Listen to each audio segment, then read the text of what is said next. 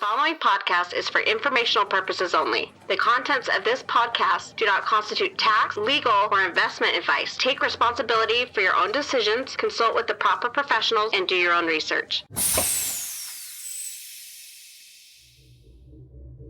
It is the best. The Graph community is hands down the best. I've stumbled across quite a few crypto communities, and there's a lot of great ones, but I've never really seen anything like it, to be honest.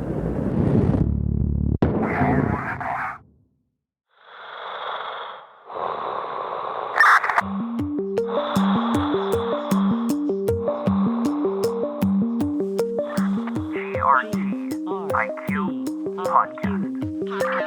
We're like astronauts floating in the space of time, lost between the past and future. Welcome to the GRTiQ podcast. Today I'm speaking with Kyle LaRue, a Graph advocate and member of Graph AdvocatesDAO. Since joining the Advocates program, Kyle's gone on to launch a very popular Advocates newsletter and other educational content for the community. Kyle's story will resonate with many listeners. He's passionate about Web3 and the Graph, but he has a career and has to pursue his Web3 ambitions while also being productive and balanced to account for his day job and other commitments. During this interview, Kyle talks about what he does for work, how he became interested in crypto, and the path he took to learning about the Graph, and then he shares his journey into the community as an advocate and DAO member. As always, we start the discussion talking about Kyle's educational background. Yeah, so I grew up in between Sacramento and Lake Tahoe in a place called Placerville. I went to middle school and high school up there. I briefly went to Chico State, and like many folks, dropped out. And then after that, it was all lessons learned through work and outside of school. So yeah, not much college experience to speak of. Kyle, you're not full-time in Web3. You've got a full-time job, and this is pretty common with a lot of the other advocates that I've interviewed. What do you do for work? Yeah, I'm a director at a nonprofit. We're a workforce development program.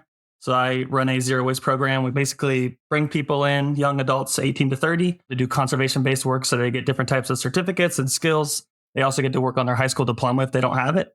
And then after they complete the program, typically takes about a year, we place them in a career. So it's a great program. I've been there for about 7 years and yeah, love every minute. Wow, that sounds incredibly rewarding, helping people find their own path and journey in life. Has it been rewarding for you? Absolutely. It's been probably the most incredible opportunity I've ever had. It's a head scratcher at times. It drives me up a wall at times because, you're just working with all different types of folks, but I've got an incredible team and seeing, the core members that do get it and complete the program when that light bulb goes off, it's a special feeling for sure.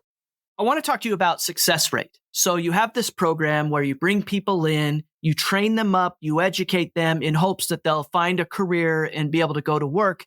And some percentage of those, I imagine, succeed and some don't. What would you say are the key characteristics of people that succeed in a program like this? That's a great question. Yeah, I think typically it is a sense of accountability.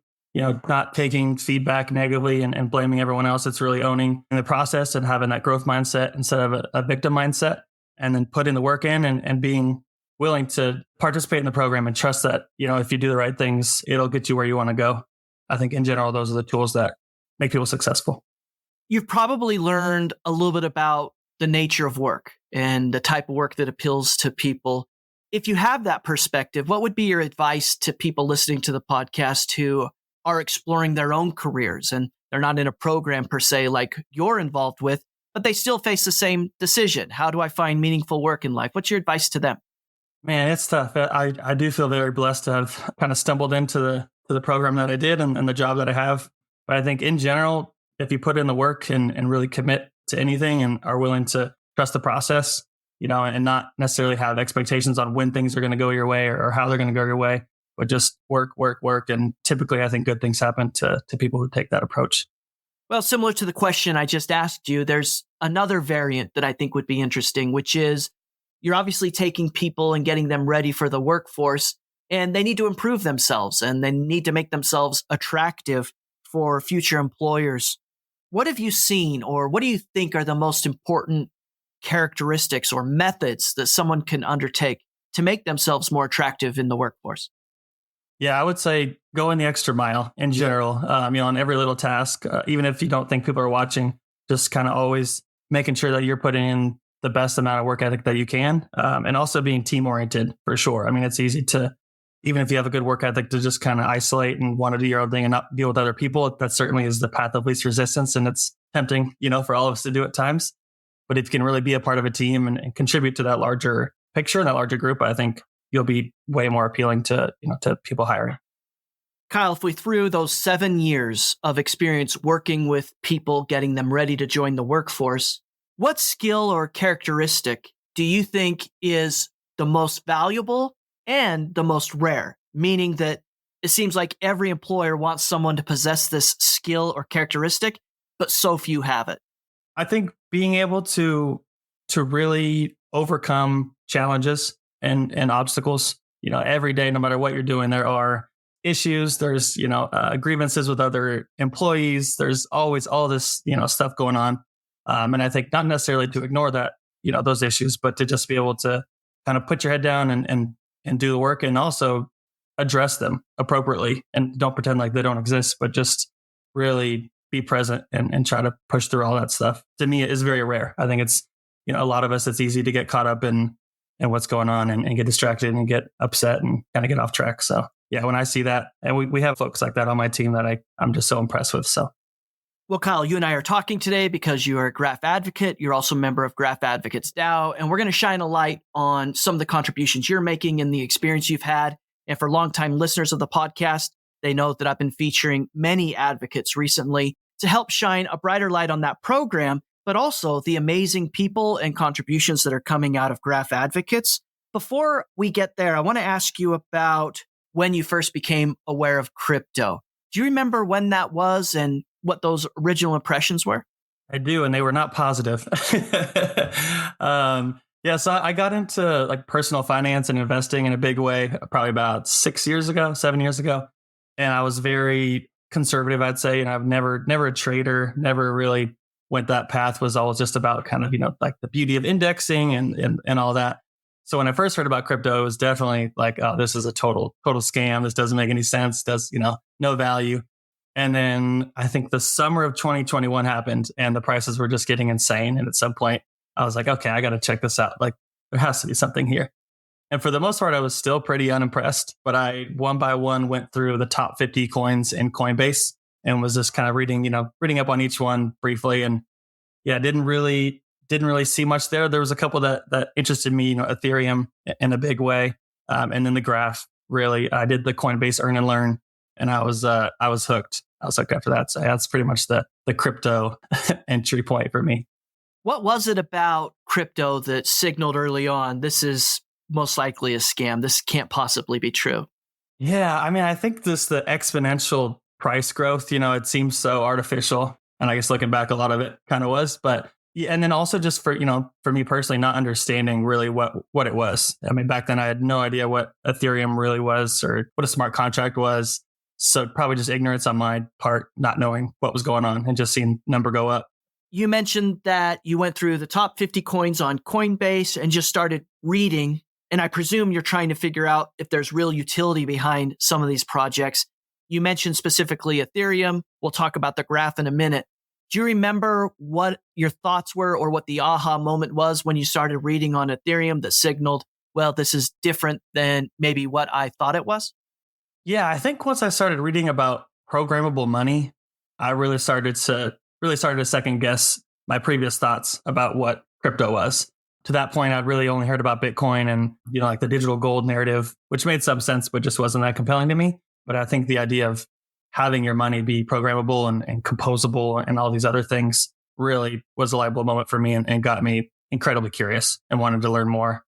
I think that first domino of recognizing the value in Ethereum juxtaposed to other crypto projects, and particularly Bitcoin, is a common theme on the GRTiQ podcast.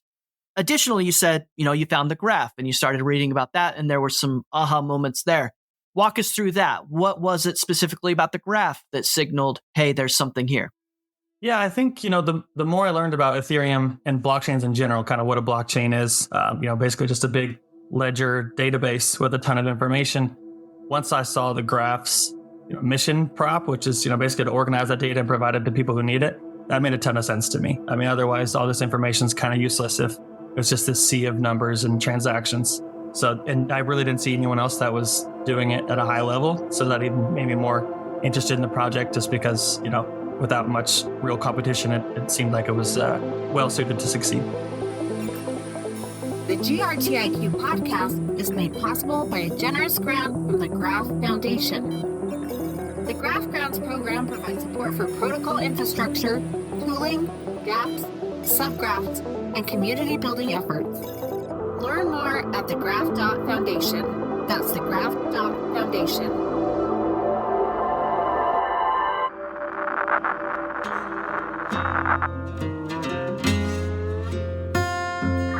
Hi, this is GRTiQ, and thank you for listening. Listeners who enjoy this content can help support the GRTiQ podcast by leaving a review or a 5-star rating wherever they download podcasts, by sharing episodes on social media, or by simply telling a friend or colleague about something they heard or learned from one of our guests. It's support from listeners like you that make it possible for us to keep shining a light on the people and stories behind Web3 and the Graph. Roger that.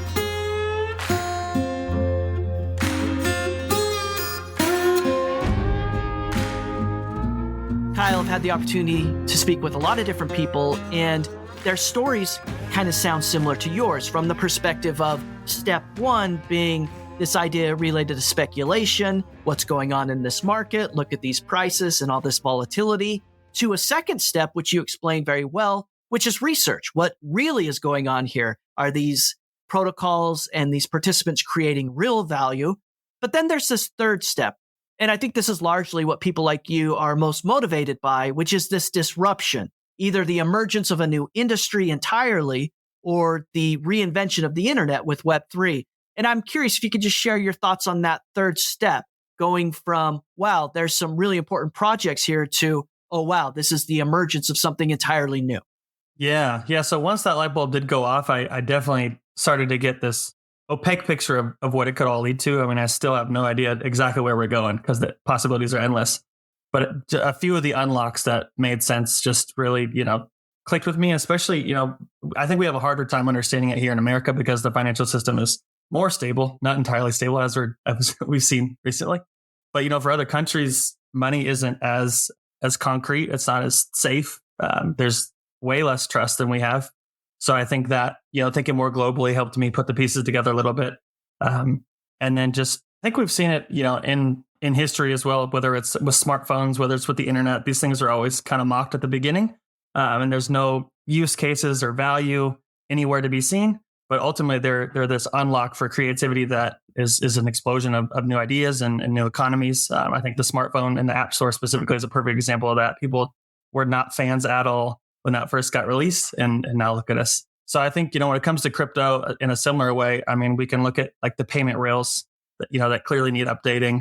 I know you had a guest on recently that did invoicing. I think there's clearly a need for invoicing to be upgraded, and you can, on and on and on, whether it's live peer for videos. I think there's so much room for value to be accrued by the people that are actually generating it, instead of middlemen, for lack of a better word, taking a larger portion than they probably deserve.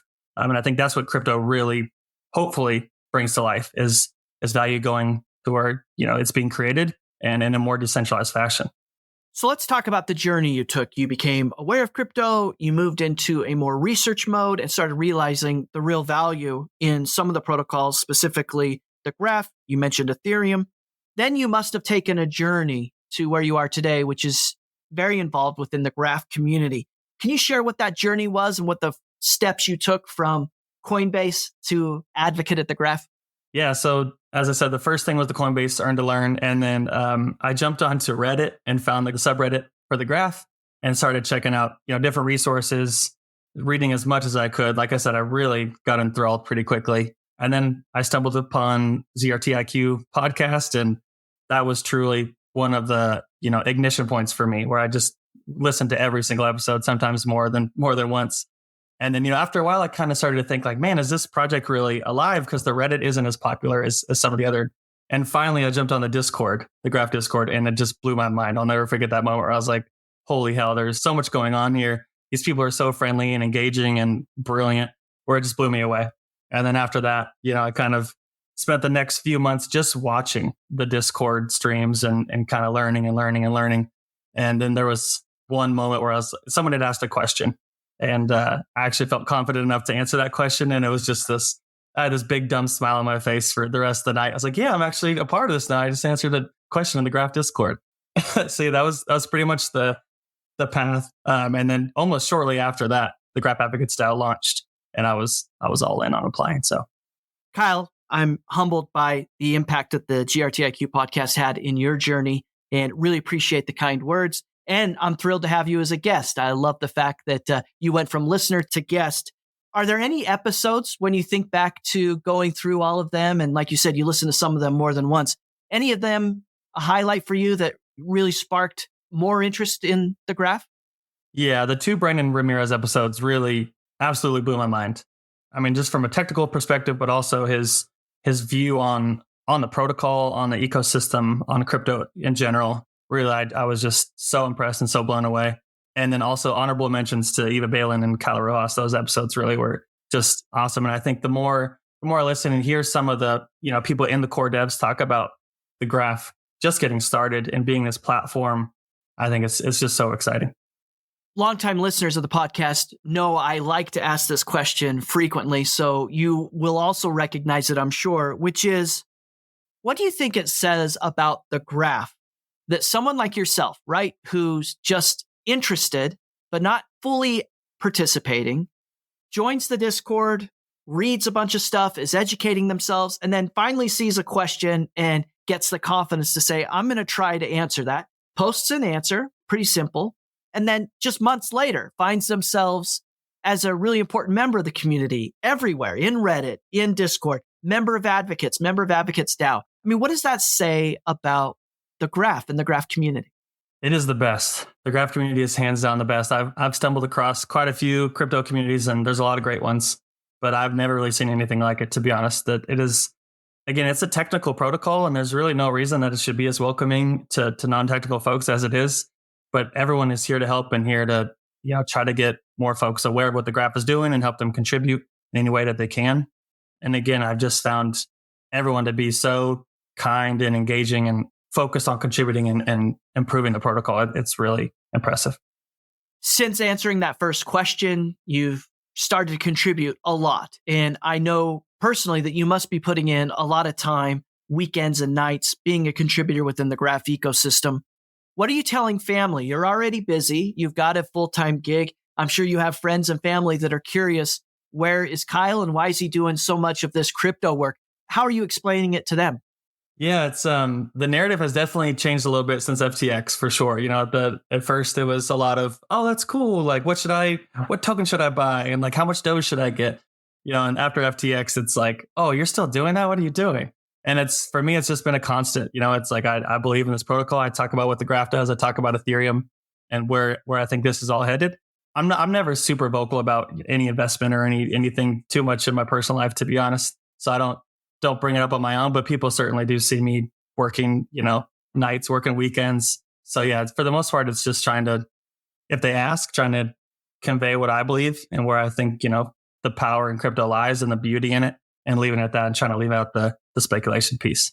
So how do you explain the graph to people that have no idea what crypto is and what you're working on? Yeah, it's tough because it is technical. The Google of blockchains really is the start point for me when I talk to folks. Although I try to go a little bit deeper and say, imagine instead of the way you operate online now, where it's just you open up a web browser and you type in a keyword to search, or you type in a URL and it takes you exactly where do you want to go. Instead of that, imagine if you opened up a web browser and every website that had ever existed was put in sequential order, and all you had was a next button. And you just had to click that next button until you got to the website you wanted. So the graph is taking that version, that terrible version, and turning it into what we have today, trying to organize data and get it to the people who need it. Well, let's also talk about work-life balance. And this has come up with other advocates as well. You've got a full-time job. You're obviously passionate about the work you're doing there, and it's clearly important work. And now you're chipping in on the weekends and at nights, trying to be an effective contributor within the graph community. You're a member of the Graph AdvocatesDAO. How do you balance everything that you're doing? It's tough for sure. Yeah, there is not enough time in each day. First and foremost, I'm blessed to have a girlfriend who lets me put in this much time on both, my day job and the graph contributions. She's been phenomenal, and I could not do any of this without her. Other than that, I really think it comes from a place of caring a lot and wanting to see this protocol, be pushed forward. And getting to work with the folks in the DAO and the advocates has been a ton of fun. So yeah, I mean, it's a lot of time commitment for sure, but ultimately, it's time well spent in my eyes. Well, I have to ask you then about the conviction. You're clearly making trade-offs in your personal life, in your work life, how you spend your time. What is it then that drives this interest? Where does this conviction come from? Yeah, I mean, I think getting to work with the Graph community members, whether it's a DAO member, an advocate, people just getting started and interested in the Graph, just trying to spread that awareness. I think, creating the content that I've created thus far has been a ton of fun. There's a lot of time put into it, but I get to learn so much by creating this content, and I get to meet so many cool folks and different people at dApps that are using the Graph. So it's this cool circle of learning and putting out, content for other folks to learn at the same time that has been really rewarding. And it just kind of pushes me to do it over and over and over again. Well, let's turn our attention then to the contributions that you're making as a member of Graph Advocates. Before we get specific on the two things you're working on, let's talk about your interest as a Graph Advocate. You were making contributions, you were in Discord, you were in Reddit, you were posting answers to questions. What was it that compelled you to take that additional step to kind of formalize your role within the community and become an advocate? Yeah, at first I didn't think I would be accepted, because as I looked at the roles, there's the content creator role, text translator, and on and on. But as I looked at the roles, I realized, I don't speak any other language. I can't translate information. I'm not a technical person. I can't help out there. And at the time, I had never created any type of piece of content in my whole life. So that seemed like it was off the list. And I'd only answered a few questions in the Graph Discord. So community care seemed a bit presumptuous on my part. So I went for it and applied to be community care, assuming that I could learn and grow into the role. So yeah, I really was just wanting to kind of expand that feeling of being able to help in the community and help answer questions and leverage some of the things that I had learned at that point about the Graph, and just wanted to be more a part of the ecosystem than I was. Well, that makes sense to me. And surely you were already kind of a community care advocate before formally applying. After applying and being accepted as a Graph Advocate, you evolved though, and you're presently what type of advocate and what type of contributions are you making? Yeah, so now mostly I am a content creator advocate, and the large portion of my contributions are the Graph Advocate Spotlight newsletter and the subgraph Signal threads. Yeah, let's talk about each of those for a moment here. So Graph Advocate Spotlight, what can you share with listeners about what Graph Advocate Spotlight is? Yeah, so the original idea was to try to connect advocates and get more knowledge about what folks are interested in. Maybe they have shared interests and they're living nearby and might be able to connect and create their own regional communities. When the DAO first started, there was clearly a gap there. So the hope was to try to connect advocates. And I hope we've done some of that so far, the last 37 issues. And then beyond that, it's kind of grown into, the front page is now a roundup of all the latest news each week in the Graph ecosystem, also for advocates and anyone else to stay up to date, because there's always so much going on and so much shipping happening. And then lastly, we have, some different spotlights now, whether it's subgraph spotlights, so dApps that are using the Graph, contribution spotlights, which is basically typically an advocate or a non-advocate that are, have built out some contribution for the Graph ecosystem.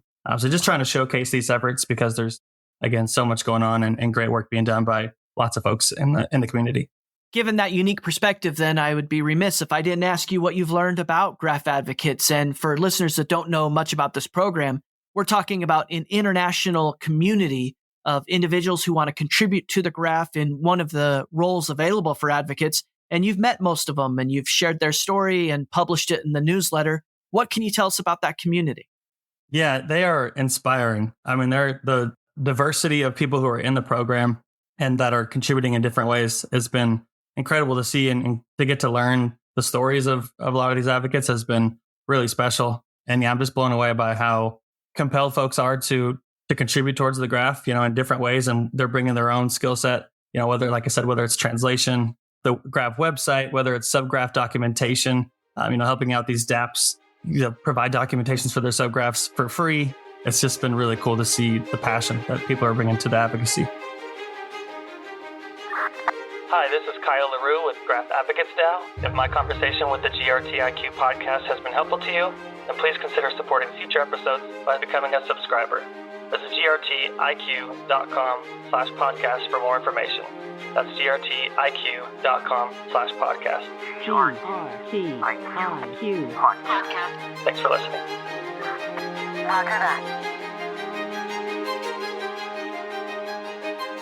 And now let's talk about Subgraph Signal. You mentioned that this is a thread that you publish regularly on Twitter. Tell us about where that idea came from and what you're doing there. I guess the idea was to try to highlight the dApps that are migrating their subgraphs from the Graph's hosted service over to the decentralized network. And try to give them some extra shine, and also maybe give Graph community members a glimpse of what each dApp is doing and how they're using the Graph. I've quickly learned that I cannot keep up. There's more subgraphs migrating than I could possibly predicted back in January. So that's been cool to see. But the subgraph spotlight that we do in the newsletter is really focused on the dApps and subgraphs that have the most signal on the decentralized network.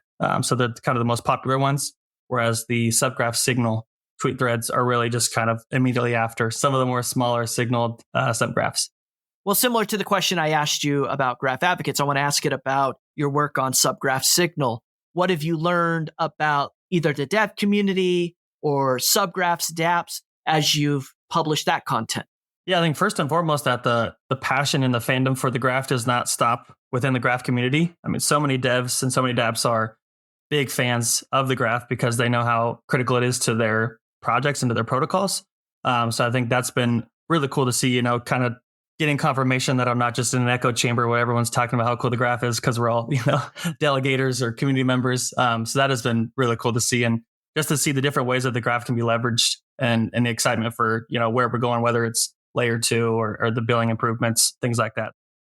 On that point, have you researched or come across a subgraph or a use case for the Graph that kind of shocked you and said, oh, wow, I had no idea that the Graph had application or use there? I think for the most part, the subgraphs that I've seen are leveraging the Graph in DeFi. But I think, one of the cooler ones I've seen has been live peer. I love the idea behind live peer. I think there's, being able to disrupt the YouTube era and try to provide more value to the creators. I think how live peer is using the Graph has been pretty special and unique, probably different than how most folks are using it. And I've had the opportunity to interview 2 members of the live peer community before for the podcast. I had Adam Sofer on and then Yondan Fu. So for listeners who want to learn more about live peer and how they're using the Graph, there's 2 episodes there that you can go back and take a look at. I want to ask you this question about Graph AdvocatesDAO. So we've talked a lot about the work you're doing as an advocate and the experience you're having there. But at some point, you made the decision to kind of level up and contribute in the capacity of being a DAO member. What was that experience like? Oh, man, the original acceptance email into the DAO was an all-time moment for me, which I know may sound dramatic, but I was just so excited. And since then, it's been starting from scratch with a lot of processes and with a lot of initiatives. And so it's been certainly messy at times, but a ton of fun. And we have people who are fully committed to bring in, the best possible advocates program that we can. So I mean, it's been, whether it's the bounties program that launched recently, getting the grants fully up and running and starting to distribute some of those has been really cool to see. I work a lot with grants in my day job, but we're on the receiving end, and it's certainly not a public, open grant process. It's all very behind the scenes and competitive. So to be on the grantor side and reviewing grants and having it all be public has been really a neat process for me to be involved with. Let's talk a little bit about that. So you mentioned that where you work full time, you are a recipient of grants. And so you've seen from the perspective of maybe traditional grant application of funding, how that process works. And now you're working on AdvocatesDAO, which is awarding grants to members of the community at the Graph. How is the approach taken by DAOs either better, and obviously I'm sure there are situations where it's worse, than traditional grants from your perspective? Yeah, I think the parts that I've been really impressed with and think are improvements from the traditional process is the openness of it. Basically someone's applying and the whole community has eyes on the application. So they can ask questions, they can do their own research and, maybe poke holes in certain claims, but also the applicant then has the ability to answer those questions from the community, from the Graph AdvocatesDAO members, and to modify the application as it proceeds through the DAO vote, which is very different than than my experience with traditional grants. You submit your application and that's pretty much it. You don't hear back for a few months with either a yes or a no, and that's it. So it's been a much more collaborative, open, welcoming process, in my opinion. And what about DAOs themselves? What have you learned about DAOs by virtue of being a member of AdvocatesDAO? Yeah, I think, DAOs are still so nascent. We've got a lot to learn. There's certainly, in my opinion, room for improvement, but also I'm positive that DAOs will be around in the long run. I think the lack of hierarchy and the kind of communal part of it where everyone has a voice, everyone can bring ideas, and it's really up to your ability to convey your ideas and to be convincing and try to push things through. That makes a difference instead of trying to convince your boss's boss that you have this good idea that we should bring online. So yeah, it's tough. It's the lack of hierarchy makes things a little slower, I would say at times, but also probably more thoughtful and more collaborative. How has your experience working in AdvocatesDAO informed your opinion about the future of DAOs? Yeah, it's made me more convinced that they will exist in the future. I think in a certain niche, less convinced that they will be used for everything they're used for now. I think something like the Constitution DAO, which I know didn't ultimately succeed, is a great example of a great way to get folks engaged and all moving in the same direction on a singular mission, which is, I don't think, possible without something like DAOs. On the other hand, I think from a governance perspective, they can be really unwieldy, and we've got a lot of learning to do if we're going to keep DAOs a part of governance. Kyle, in addition to the work you're doing as a Graph advocate and in AdvocatesDAO, you've also been attending some of the events in the House of Web3, which is a project that Edge and Node launched in San Francisco with a lot of really cool events.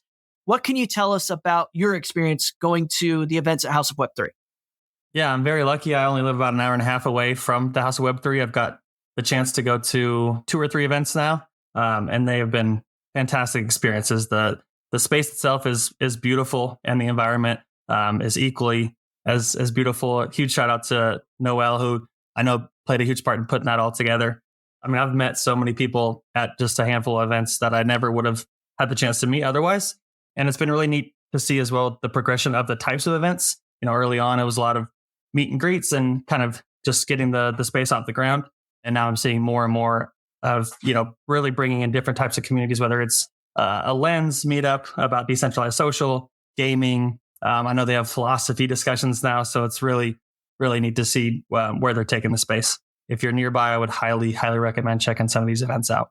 Well, you mentioned Noelle. I've had the opportunity to interview Noelle for the GRTiQ podcast, and she doesn't get enough credit for the beautiful design of that space, and encourage any listeners that want to hear that interview to go back and download and listen to that interview with Noelle. I also want to ask you this question about advice, and it's a 2-part question. So the first piece of advice is, what do you say to listeners who are listening to your story? They have a full-time job.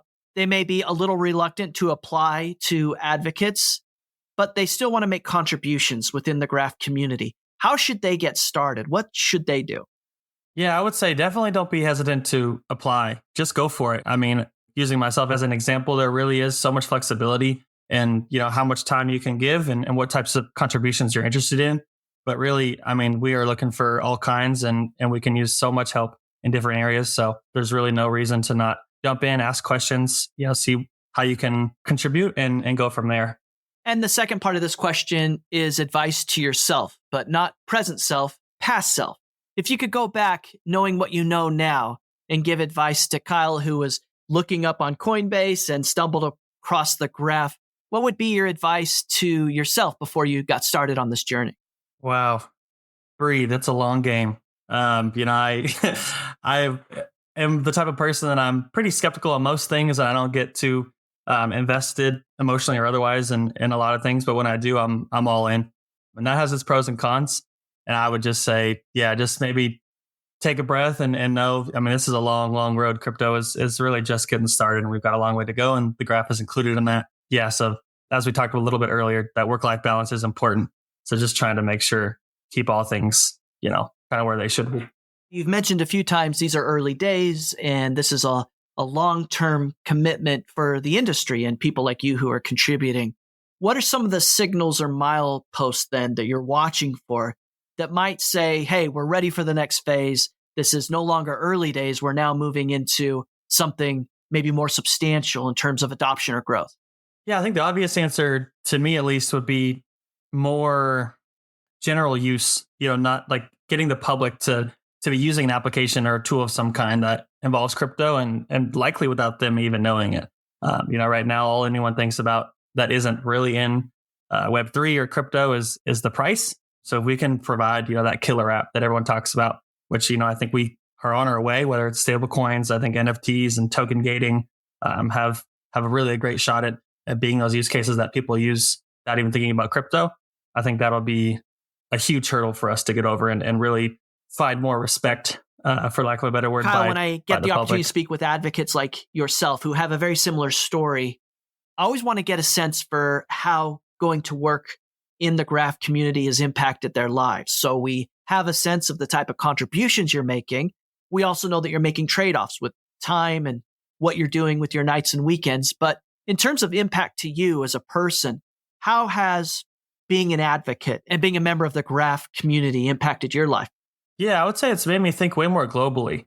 Obviously I live here in California, but whether it's through the Graph Advocate Spotlights or just interacting with advocates all over the world, getting a sense of different interests and issues and challenges all over the world has really made me think on a much more global scale than I did before. Kyle, whenever you think about your future, you must contemplate how you're going to spend your time. You've got a full-time job. You're also finding time to be a contributor within the Graph community. What's your game plan or your vision here? Do you eventually want to go full-time in Web3 or do you want to continue what you're doing now? Man, I've given so much thought to this question. I have thought long and hard about, making a potential pivot to Web3. But ultimately, I don't think I can make that switch. I work with, some of my best friends have an amazing team doing, rewarding work. So I don't think I would ever make the switch to Web3, at least not anytime soon. So right now, this is one of the beauties of the DAO is that I get to commit, however much time I can, in that given space. So it's kind of perfect right now. I may have to scale, one or the other here pretty soon because it's a lot. But yeah, for the time being, I'm sitting tight in Web 2 land, I guess. When you think about Web 2 land, as you said it, and the future of Web 3, and you've heard this question asked before on the podcast, but do you see that as a zero-sum game? When you project out into the future, do you see it being either all Web 3 or all Web 2, or do they coexist? I definitely think they coexist. I think, there will be more and more, projects that currently identify as Web 2 that will use Web 3 in the future. But in the same way that not every product needs an application on your smartphone, probably every project doesn't need to be on the blockchain. So I think, Web 3 will eat more and more of the world's, finance and data and identity. But I don't think it'll take over Web 2 entirely. Well, Kyle, I only have two more questions for you before I ask you the GRTiQ 10. The first question is, how has your perspective of how important or the type of utility that the Graph creates evolved since coming across it in your own research on Coinbase to where you are presently as a contributing advocate and member of AdvocatesDAO? Yeah, I have never been more excited about where the Graph is headed than I am right now. I think, with all the upgrades that are constantly getting released, I think if you look at something like GRP 42, a world of data services, there's so much potential for where the Graph will go and how critical infrastructure it really is for crypto. I think it's just going to get more and more important and more useful for different apps along the way. And the final question I want to ask you is about what you do for a living and the things you've learned about Web3 and how it's disrupting a lot of industries. And so in your particular case, you help people find jobs, get them active and trained for the labor market. Has your experience with blockchain, Web3, or the Graph taught you or had any aha moments where you thought, oh, wow, this really is going to disrupt even what I do presently day to day?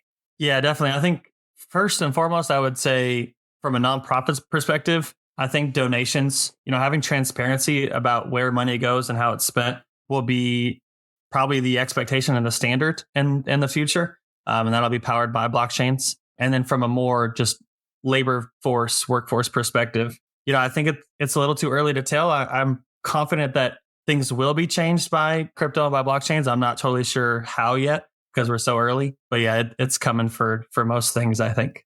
Well, Kyle, as you mentioned, you're a longtime listener of the podcast, and so you know the GRTiQ 10. But for listeners that are listening for the first time, these are 10 questions I ask each week to every guest of the podcast in hopes that they can say something that will help a listener learn something new, try something different, or achieve more.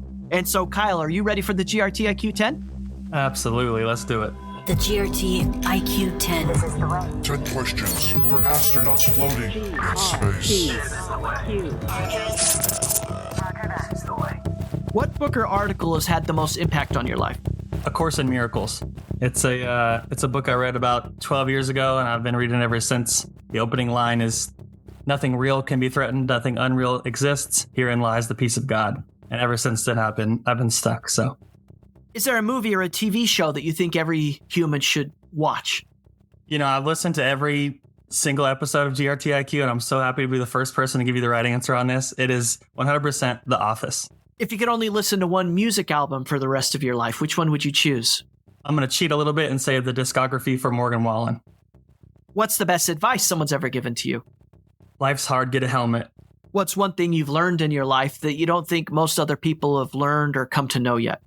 Yeah, I think similar to the last question, just that kind of the fundamental nature of this life and the universe is very metal, very ruthless. And if you can really accept that, you can find a lot of gratitude in the good times and the blessings you do receive. So just leaning into that. What about life hacks? What's the best life hack you've discovered for yourself? Practicing forgiveness, for sure, which I know is probably a bit of an odd answer, but it is the best release of distractions, of grudges, of emotional baggage that I think you can find. And it's a lot like going to the gym. It's usually the last thing you want to do, but when you bite the bullet and you get it over with, you're always glad you did. You feel way, way better. So once you start letting go of grudges, you can start working on goals. So based on your own life experiences and observations, what do you think is the most important characteristic or habit that best explains why people find success in life? Yeah, I know a lot of your guests have already said what I would say, which is grit, determination, and resilience. But to mix it up a little bit, I would just say, learning how to curate the people you spend your time with and you surround yourself with. I think that's so important, and it really helps kind of define and shape who you are.